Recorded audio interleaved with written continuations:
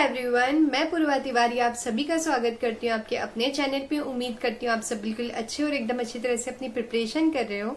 आज के इस वीडियो में हम रीजनिंग के कुछ टॉपिक डिस्कस करने वाले हैं जो कि प्रीलिम्स के लिए बहुत ज्यादा इंपॉर्टेंट है।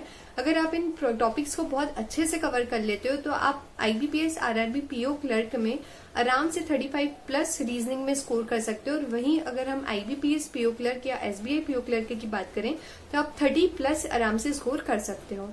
वीडियो में आगे बढ़ने से पहले अगर आपको वीडियो हेल्पफुल लगे तो वीडियो को लाइक कर लेना, चैनल को सब्सक्राइब कर लेना। टेलीग्राम चैनल का लिंक आपको डिस्क्रिप्शन में मिल जाएगा, अगर आप उसको ज्वाइन करना चाहते हो तो उसको भी ज्वाइन कर सकते हो। अब देखो, ये मेरा खुद का एक्सपीरियंस रहा है क्योंकि अभी लास्ट ईयर मैंने जितनी भी प्रीलिम्स दी थी मेरी सारी प्रीलिम्स क्लियर हुई थी और वहां पे कहीं ना कहीं रीजनिंग ने काफी इंपॉर्टेंट रोल प्ले किया था क्योंकि आपका एक सब्जेक्ट स्ट्रांग होना बहुत ज्यादा जरूरी है। अगर आप उसमें फुल स्कोर कर लेते हो या फिर एक अच्छा खासा स्कोर कर लेते हो तो बाकी सब्जेक्ट में अगर थोड़े कम मार्क्स भी अगर होते हैं आपके, मेन अगर हम क्लैरिकल की बात करें तो आपका एग्जाम क्लियर होने के चांसेस बढ़ जाते हैं। तो अब यहाँ पे कुछ टॉपिक्स जो कि बहुत ज्यादा इंपॉर्टेंट हैं जिनको आपको बहुत अच्छे से फोकस करना है और ये टॉपिक्स हमेशा एग्जाम्स में आते ही हैं। मतलब ये हम कह सकते हैं कि पेपर इन्हीं टॉपिक्स में से आता है, तो वो हम डिस्कस कर लेते हैं। तो देखो, सबसे पहले तो सिलॉक्स हो गया। सिलॉक्स के पॉसिबिलिटी, ओनली फ्यू, नो, सम, ये वाले केसेस जो है ये ज्यादा देखने के लिए मिलते हैं, तो आपको इनकी बहुत अच्छे से प्रैक्टिस करनी है। बहुत सारे बच्चों का सिलॉक्स बहुत वीक होता है मोस्टली जब हम पॉसिबिलिटी के केसेस की बात करें, तो इसलिए आपको काफी अच्छे से इनको कवर करना है।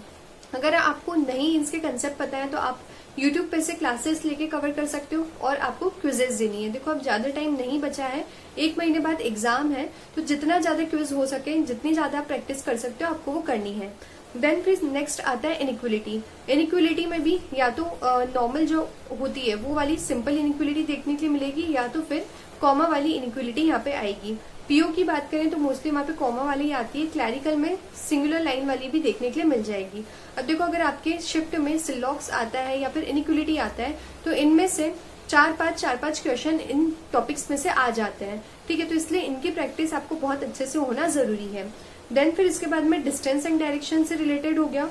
ब्लड रिलेशन है, ठीक है, ब्लड रिलेशन के भी आपको अच्छे से प्रैक्टिस करनी है। डिस्टेंस डायरेक्शन में भी, डिस्टेंस डायरेक्शन में सिंपल ही होता है। नॉर्मल या तो दिया होगा कि लेफ्ट टर्न हो रहा है, राइट टर्न हो रहा है, या फिर आपको दिया होगा कि ये ईस्ट में इतना है, वो वेस्ट में इतना है, तो इस तरह से आप उसको सॉल्व कर लोगे। देन फिर इसके बाद में alpha numerical series, number series, ये वाले जो क्वेश्चंस हो गए, या फिर मिक्स्ड सीरीज है ना, ऐसी सीरीज जिसमें आपको अल्फाबेट भी दिया है, नंबर भी दिया है और सिंबल्स भी देके रखे हैं। देन फिर वहाँ पे क्वेश्चंस पूछे जाते हैं कि ऐसे कितने सिंबल्स हैं जिनके बाद में अल्फाबेट्स आ रहे हैं। ठीक है, इस तरह के क्वेश्चंस। तो देखो, ये वाले क्वेश्चंस में काफी टाइम लग जाता है, इसलिए इनकी आप जितनी ज्यादा क्विज लगाओगे, जितनी ज्यादा प्रैक्टिस करोगे, उतनी जल्दी आपके इसके कंसेप्ट क्लियर होंगे और आप जल्दी जल्दी उनके क्वेश्चन सॉल्व कर सकोगे। इसी में ये वाले क्वेश्चंस भी आते हैं, जैसे वर्ड दे दिए आपको 3 वर्ड्स वाले, 3 लेटर वाले 3-4 वर्ड्स दे दिए, या फिर 3 डिजिट्स वाले 3-4 नंबर दे दिए। एंड देन फिर बोला है वहां पे कि फर्स्ट एंड थर्ड डिजिट को चेंज करेंगे तो क्या होगा। इस तरह के जो क्वेश्चंस देखने के लिए मिलते हैं। देन फिर इसके बाद में आता है पजल, जो कि बहुत ज्यादा इंपॉर्टेंट है, चाहे हम क्लर्क की बात करें या पीओ की बात करें, क्योंकि सबसे ज्यादा मार्क्स की जो है पजल्स आती है।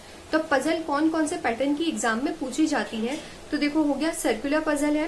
देन फिर रो बेस्ड पजल है। रो बेस्ड में सिंगुलर वाली भी हो सकती है, सिंगल लाइन है जिसमें या तो सब नॉर्थ में देख रहे हैं या साउथ में देख रहे हैं, या फिर कुछ नॉर्थ में देख रहे हैं, कुछ साउथ में देख रहे हैं, या फिर जो पैरेलल वाली होती है, पैरेलल रो वाली। ठीक है, देन फिर इसके बाद में सर्टेन पीपल वाली हो गई। ये भी मोस्टली पूछी तो नॉर्थ डायरेक्शन में सब फेस करके बैठे हैं वैसी पूछी जाती है, या फिर कभी कभी पीओ में सर्कल पे कितने सर्टेन पीपल हैं उससे रिलेटेड भी आ जाती है।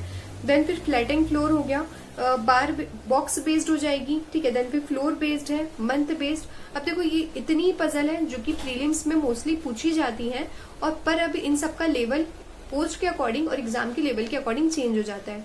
जैसे अगर हम आरआरबी क्लर्क की बात करें तो आरआरबी क्लर्क में सपोज आपको सर्कुलर वाली पजल आई है, सिटिंग अरेंजमेंट आया है, तो उसमें आपको जनरली दे दिया है कि 8 लोग हैं जो कि इनसाइड देख रहे हैं और उनको आपको अरेंज करना है। अब वही अगर आरआरबी पीओ में आ जाती है तो वो आपको साथ में उसके वेरिएबल्स भी दे देंगे, जैसे उनको कोई सा कलर पसंद है या फिर कोई से फ्लावर पसंद है तो आपको उनके साथ में वेरिएबल भी अरेंज करना पड़ेगा।